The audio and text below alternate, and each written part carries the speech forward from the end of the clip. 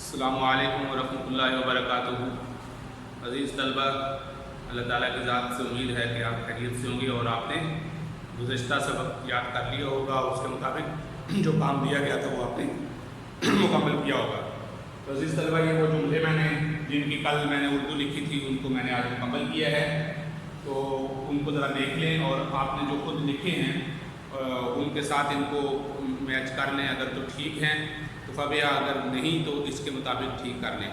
کچھ طلبہ نے مجھے یہ جملے ارسال کیے ہیں، تو میں نے ان کو، چونکہ ان کی تعداد زیادہ تھی تو اس وجہ سے فی الحال میں نے سوچا کہ یہ آج کی ویڈیو میں وہ اصلاح خود ہی ہو جائے گی۔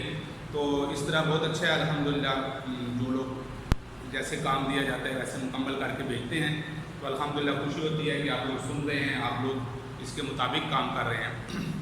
تو دیکھیے، میں مسلمان ہوں، انا مسلم، الاسلام دینی۔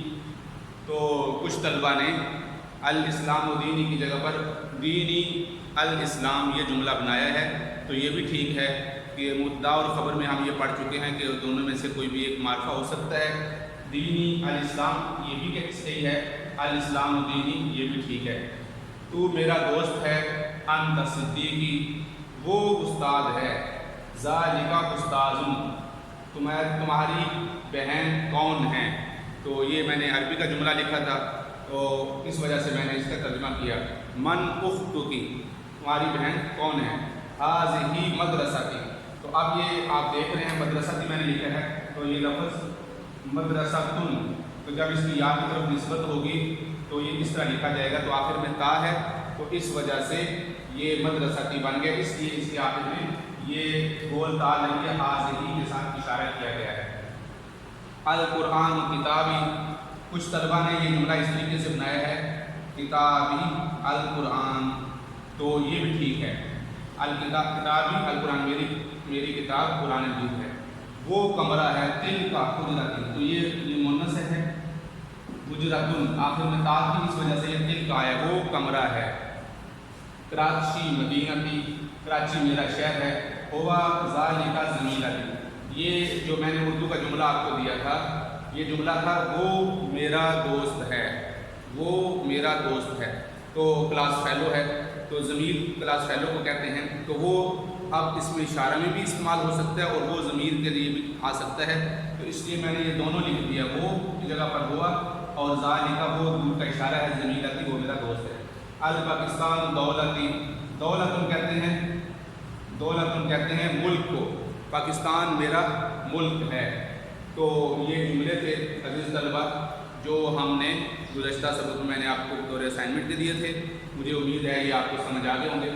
آج ہم ایک تو اس کی کتابت کے بارے میں پڑھیں گے کہ ھذا اور ھذہ پڑھتے کیسے ہیں اور لکھا کیسے جاتا ہے، اور دوسرا یہ ہم نے جو گزشتہ اسباق پڑھے ہیں ان کا جو خلاصہ میں نے آپ کے سامنے بیان کر دیا، جو الفاظ قرآن مجید میں آئے ہیں جو ہم نے گزشتہ تمام اسباق میں پڑھے ہیں، تو عزیز طلبہ یہ وہ میں نے لکھے ہیں۔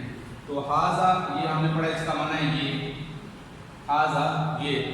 اب جاندار چیز کی طرف بھی اشارہ کر کے بتایا جا سکتا ہے اور غیر جاندار کی طرف بھی، انسان کی طرف بھی اور غیر انسان کی طرف بھی اس کو اشارہ کیا جا سکتا ہے، اور ھذا یہ مذکر کے لیے ہے، اور اس کا معنی تھا وہ یہ بھی مذکر کے لیے ہے، اور وہ کسی دور کی طرف چیز کی طرف اشارہ کر کے بتایا جا سکتا ہے، جیسا کہ ذالک کتاب، وہ کتاب ہے، ھذا کتاب یہ کتاب ہے، اور مؤنث کے لیے ھذہ آتا ہے، اس کا معنی بھی یہ ہے، لیکن یہ مؤنث کے ساتھ خاص ہے، مؤنث، اور اس کی نشانی یہ ہے کہ اس کے آخر میں تا ہے، کیونکہ مؤنث کی جو علامتیں ہم نے پڑھی تھیں اس کی ایک علامت یہ بھی پڑھی تھی کہ اس کے آخر میں یہ گول تا آتی ہے جو وقف کی صورت میں آ بن جاتی ہے، یہ بھی اس کی علامت ہے۔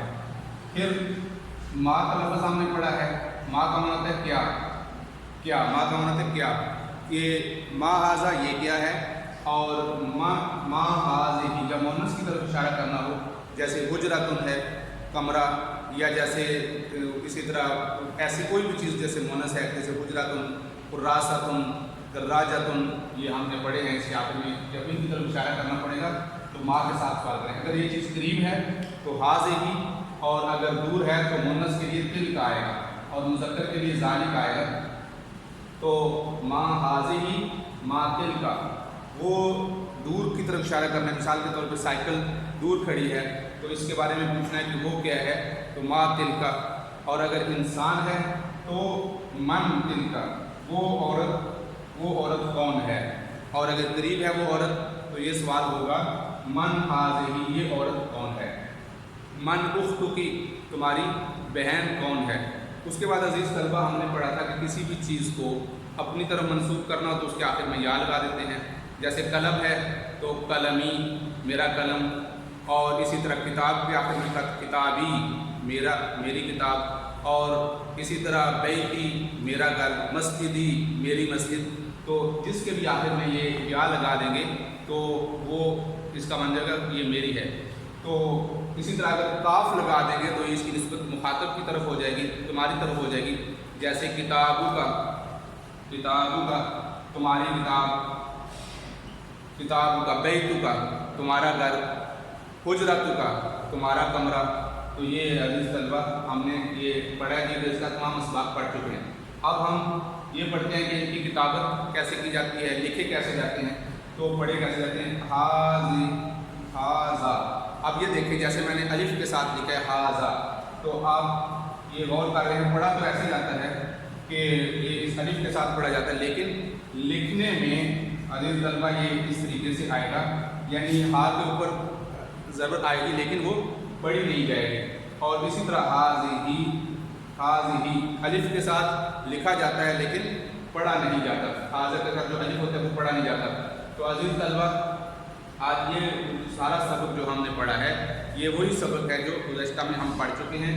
और इसी तरह मुख्तलिफ अल्फाज हमने इसमें सीखे, ज़मीलाती, इसी तरह उस्तादुन, इसी तरह शुब्बाकुन, खिड़की को कहते हैं, बाबुन, दरवाजे को कहते हैं, कमरे को हुजरतुन कहते हैं, और नाफिज़तुन, खिड़की को कहते हैं, इसकी दूसरी अरबी भी है।